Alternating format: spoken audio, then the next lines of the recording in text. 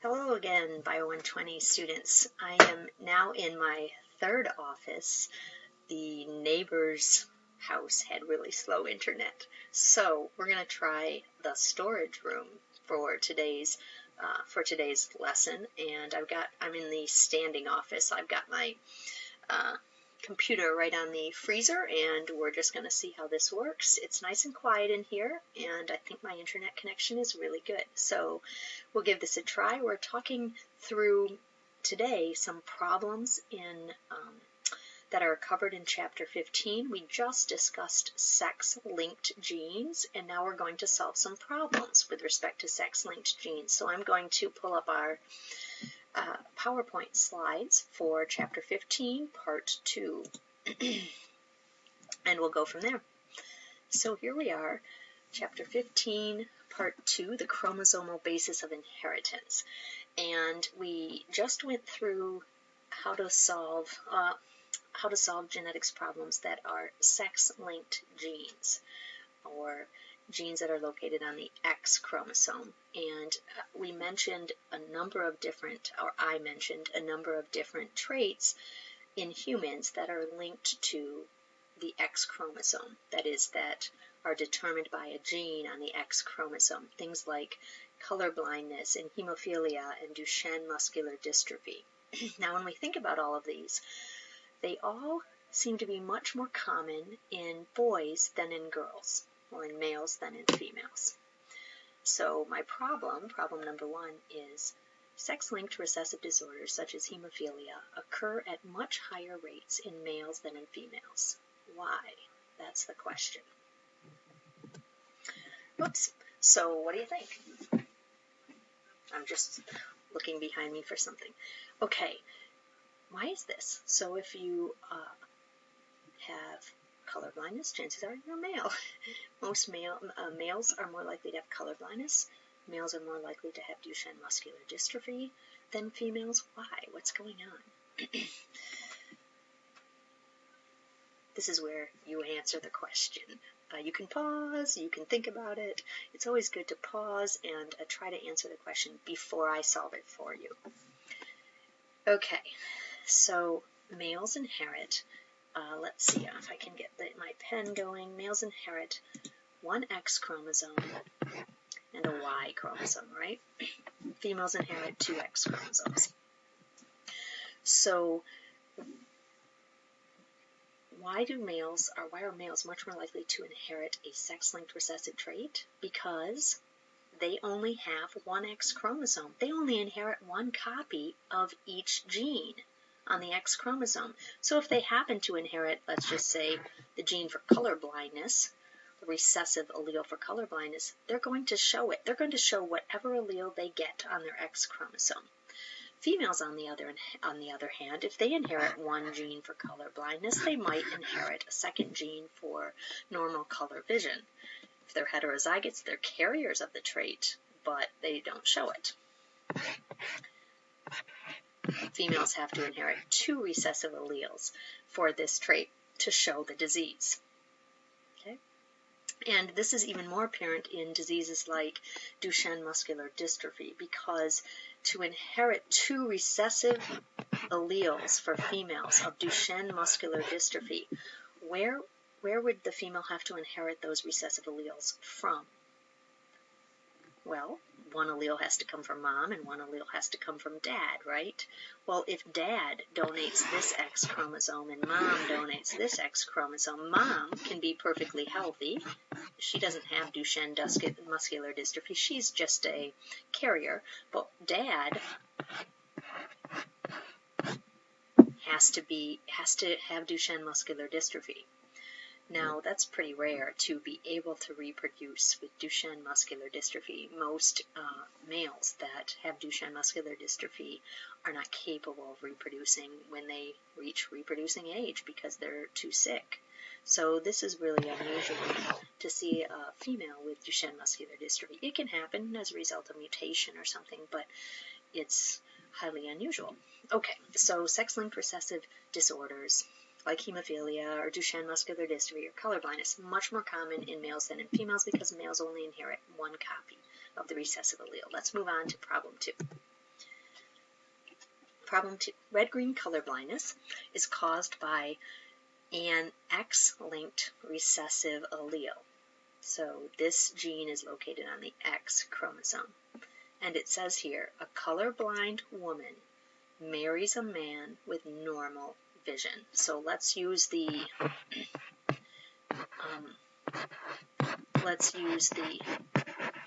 little b equals color blindness and big B equals the normal vision. I'm not going to write that all out. You can write that out. A colorblind woman marries a man with normal color vision. If they have a girl, what's the probability she will have color blindness? If they have a boy, what's the probability he will have color blindness? So I want you to pause the video, try to sort this out, and remember that the trait is located on the X chromosome. So you need to put your alleles on the X chromosome. So pause now.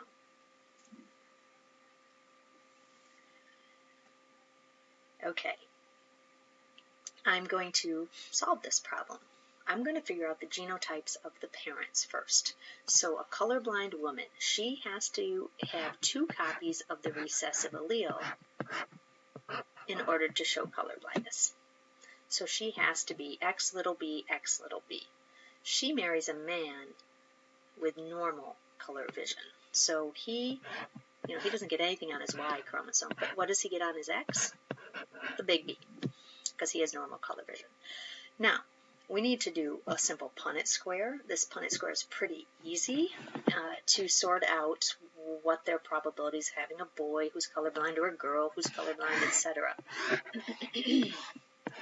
Okay, so Mom, I'm going to put her donation up here, and I'll put Dad's down here. Mom can donate an X with a little b. That's it. That's her only thing she can donate, so I only have to make 1 box there. Dad can either donate the X with the big B or the Y, right? Let's fill this in.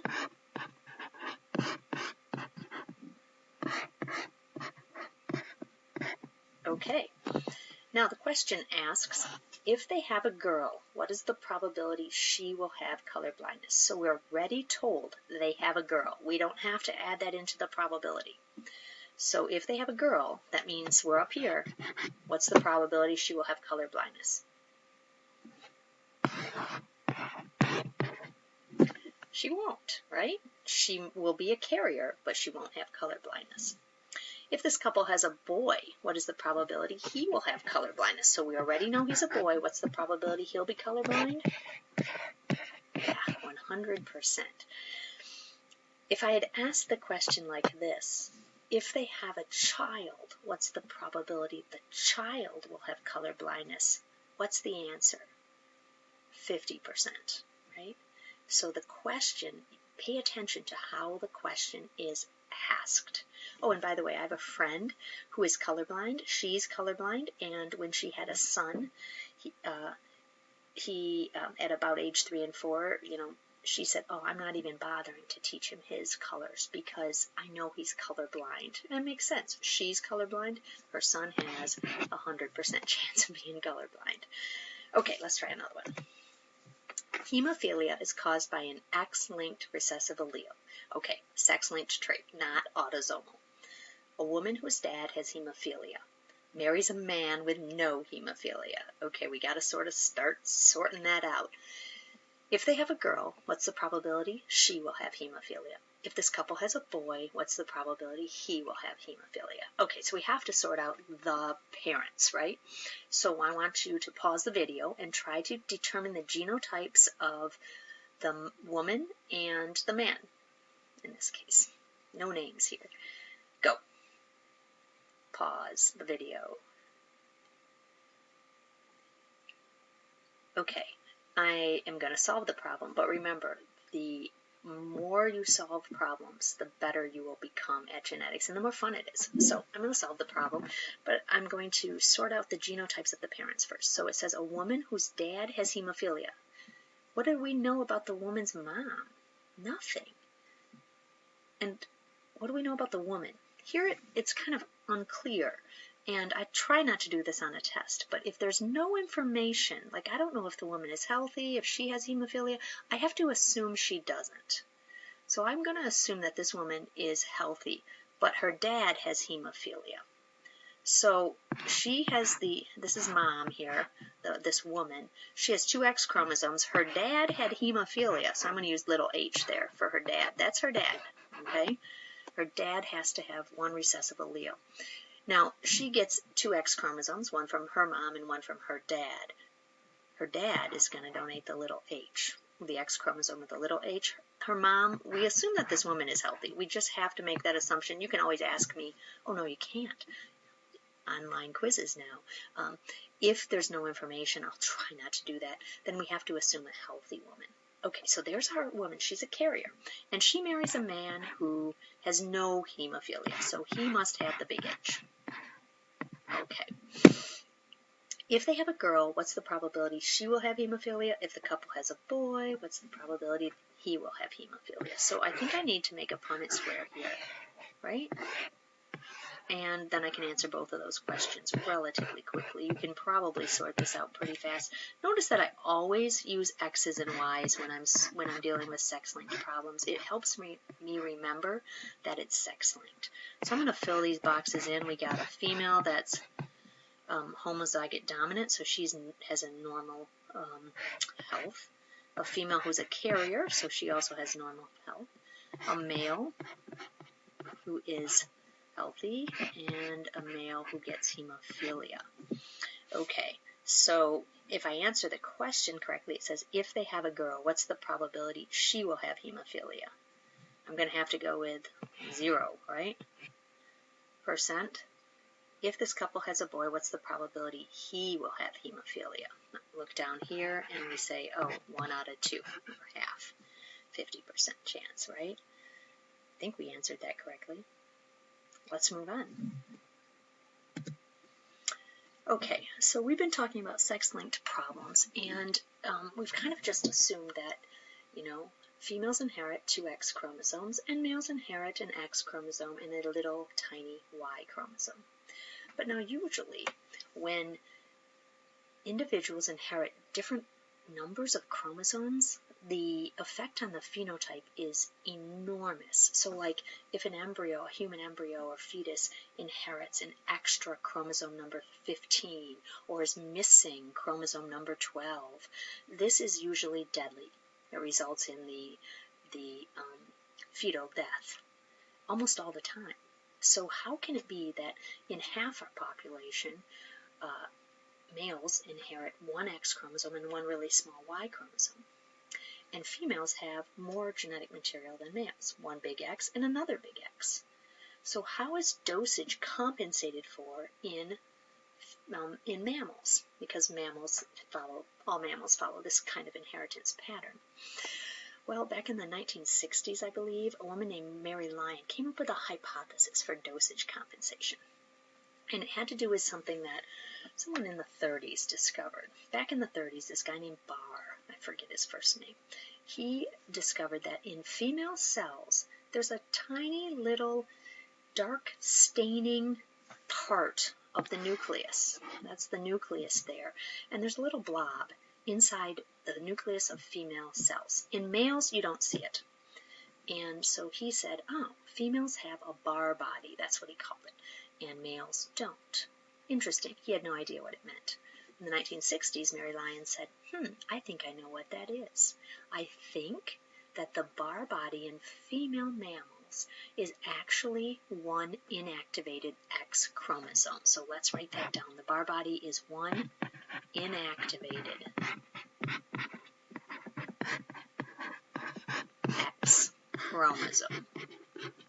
You're going to have to write the word chromosome because I can't write neatly on this. Okay, so she thought that at some point during embryonic development in females, 1 of the X chromosomes in every cell becomes inactivated and just kind of sits at the edge of the nucleus as a little blob.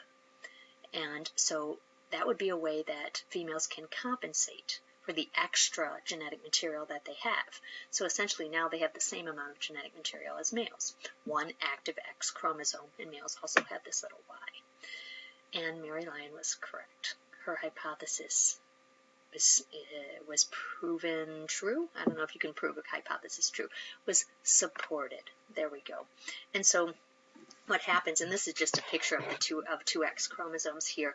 One of the X chromosomes in every cell in female mammals stays active, and one of the X chromosomes becomes very compact and is not active. That is, most of the genes on the chromosome are not expressed. They can't be translated and transcribed into proteins. So let me ask two questions about that. So first of all, when does X inactivation occur in female mammals? X inactivation occurs at different points in embryonic development. It's usually very early, so in humans, this X inactivation occurs at about day 12 of embryonic development. And so what does that mean? It means that as an embryo develops, it goes through mitosis, and at some point you've got a cluster of cells, and in each one of those cells, one of the X chromosomes becomes inactivated. How does that happen? Well, it's pretty complicated, actually. How it happens is listed here. Turns out there's a gene. So if we're looking at the X chromosomes, so here's our two X chromosomes. There's a gene on the X chromosome called the exist gene. The exist gene is the X inactive specific transcript gene. The exist gene. Let's go with that. The exist gene on one of the X chromosomes starts making mRNA molecules, and those mRNA molecules kind of coat this chromosome. And when they coat this chromosome, it becomes inactivated. And so one of these, and then it kind of turns into a little blob, right on the edge of the nucleus. And so it becomes inactivated by what's called methylation, a process called methylation. In any case, one of the X chromosomes becomes inactivated. Is this a random process? Absolutely. So here's a kind of neat picture showing on the left here are a zygote, a fertilized egg that starts to go through cell division early. This is very early in development, right? And you've got two X chromosomes. One is blue, one is purple. The X chromosome, at some point, one of the X chromosomes becomes inactivated, and it's a random process. In this cell, the blue X chromosome became inactivated. In this cell, the purple one did. Now we see the bar body. Now at this point, when this cell goes through more mitosis, all of its descendants have the same pattern of X inactivation. So we get a pattern that looks like this cell gives rise to this guy, and to this guy. And this cell up here gives rise to this guy, and gives rise to this cell, and gives rise to this cell. So you see the pattern of X inactivation stays the same once X inactivation happens, but it's random. Okay? How does this affect traits that are inherited by genes on the X chromosome? Is this going to have an impact? Let's check it out. Problem 4. All right, maybe some of you have seen tortoiseshell cats or have a tortoiseshell cat. They're kind of funky. That coat color is dependent upon a gene on the X chromosome. So they have black, orange, and then white background, but black and orange spots essentially that are variable, right, for different cats. Turns out there's a single gene on the X chromosome that contributes to orange and black coat color. But to be tortoiseshell, you have to inherit one orange allele and one black allele at the same gene. So there's one gene with two different alleles, either orange or black. So what is the genotype of a tortoiseshell female cat? She has to inherit an orange allele and a black allele. She's tortoiseshell because she inherits two different alleles. So what would be the genotype of a female cat that has two orange alleles? That would be a cat that's orange. What would be the genotype of a female cat that inherits two black alleles? She'll be black. Okay. Why is the Why is the cat so patchy? Why is a tortoiseshell female cat have, little splotches of orange here and little black here? That has to do with the random X inactivation. Okay? Oh, I have an extra slide there. I'm not sure why. So let's look at this picture. It turns out that if in some cells the orange allele, so here, the orange allele gets inactivated, then this cell is going to, if it's a skin cell, is going to give rise to skin cells that make black fur. And that cell is going to give rise to descendants that make black fur. So all that area around this cell are going to be black fur. Over here, we've got the opposite effect, right? So over here, we've got the inactive black allele, or the black allele is inactivated because that X is inactivated. So this cell is going to give rise to orange fur. And if there's and all of its descendants are going to give rise to orange fur. So you get this little cluster of orange fur on the little cat's face, right? Let's answer the next question. Can a male cat have a tortoise shell coat? What do you think? Can a male cat be have you ever seen a tortoise shell male? What do you think?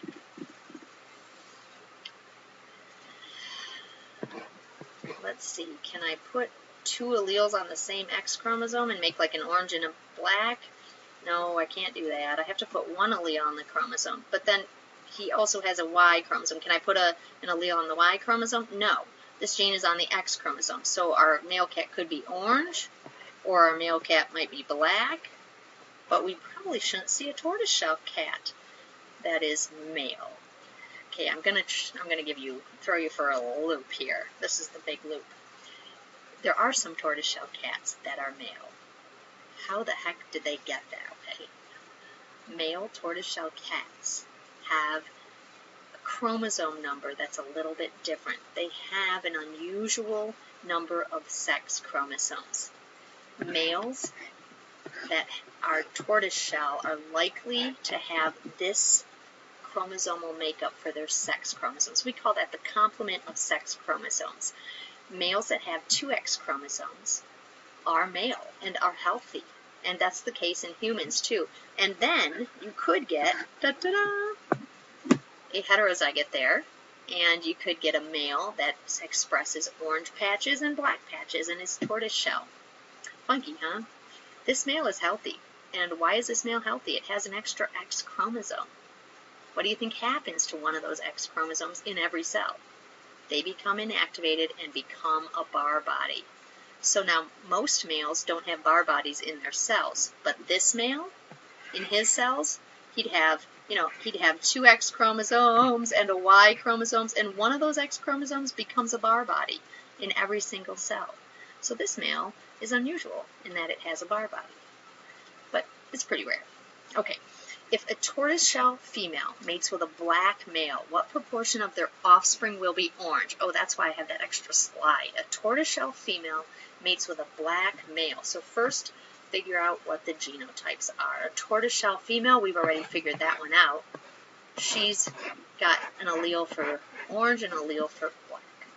Mates with a black male. Well, a black male, we've already figured that out too. Oh dear, I'm having stress. I can't get my little writer to write with my pen. Okay, there we go. Beautiful. Oh, look at that. That's the cross. And what did the question ask?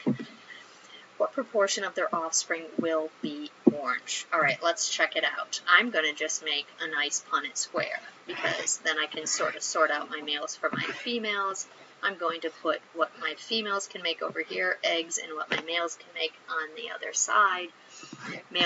Females can either make an orange allele or a black allele.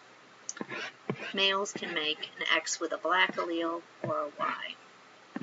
So we sort this out. Oops, this is getting kind of skinny.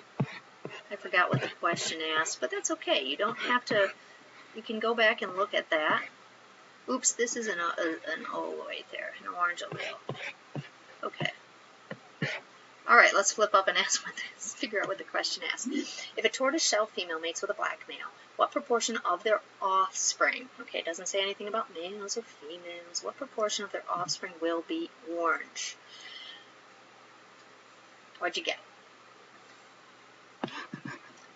1 out of 4. I would say 1/4 of their offspring should be orange, and they should be male. We weren't asked that question, but I'm just going to give you some extra information, right? Okay, good work. Good problem solving. We've seen this beautiful picture. Here comes an interesting question. Do you think female humans who are heterozygous for hemophilia A or Duchenne muscular dystrophy ever show any symptoms of hemophilia or Duchenne muscular dystrophy? Hemophilia is this clotting factor problem, right? So you might have trouble with, like if you had an injury with the bleeding, you might have excessive bleeding, or you might have some internal injuries. Do you think females who are heterozygous, that was our furnace, see, that's what happens when I'm in the basement, in the furnace room, get the loud furnace going. So this is what we're talking about. A female that's a heterozygate, we would say, man, she's healthy. She doesn't have hemophilia, right? Do you think she could possibly have some symptoms? Think of random X inactivation. Yeah, maybe, in her body there are patches of the liver, I think, that's maybe where the clotting factor is produced, but I'm not 100% sure on that one. But let's just say that there's some patches of cells where the X that's inactivated has the healthy or normal allele on it, and the active X is this guy. We might get some areas, we might get less protein made than what we need. And so a heterozygate might, in fact, not be able to clot her blood as effectively as someone who's homozygate dominant. Probably. It probably happens. In fact, if you look up Duchenne muscular dystrophy in females, there's a bunch of websites on this that it looks like heterozygates do show problems with their musculature, with the atrophy of their muscles, and because they in fact have 1X inactivated in some of their cells, right? In all of their cells. Okay, I like that question. It's just something to think about. That's the end of part 2. We'll go back to part 3 in a bit. So I will stop here. We'll see how long this video took. And that's it. We'll see you later.